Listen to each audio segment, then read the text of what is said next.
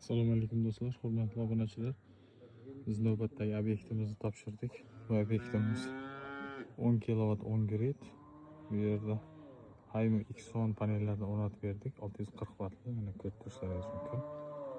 Hozir bozorda juda mashhur bo'layotgan. Yani ustida simlari yo'q. Simlar orqa tomonda yurgan. Ko'rib turishlaringiz mumkin.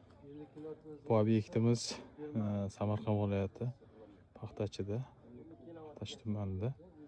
Hozir soat ham 4 ga yaqin bo'lib qoldi. Quyosh botyapti. Quyosh botganda ham normal tegib turibdi. Optimal joyda qo'yib berganmiz. Quyoshga 180 gradus qaragan. Graduslarni ham 33 gradusda qo'yib berdik.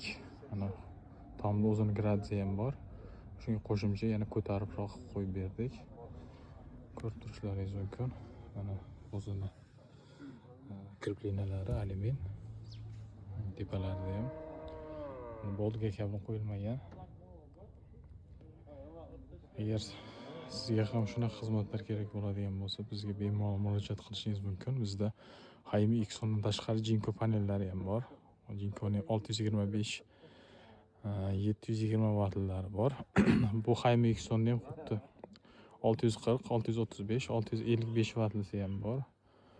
Hozir bizga yangi panel kelgan. Bu Haymi X10 da yangi turi u. Gradient degani u. Uni afzalligi panelda tashqi muhitga chidamligi juda baland. Bu hozir biz qo'yib berganimiz bu Sinesense degani. Hozir Gradient degani ham bizga kelgan. Agar sizga shu turdagi panellar kerak bo'ladigan bo'lsa, bemalol murojaat qilishlaringiz mumkin. Bizga murojaat qiling.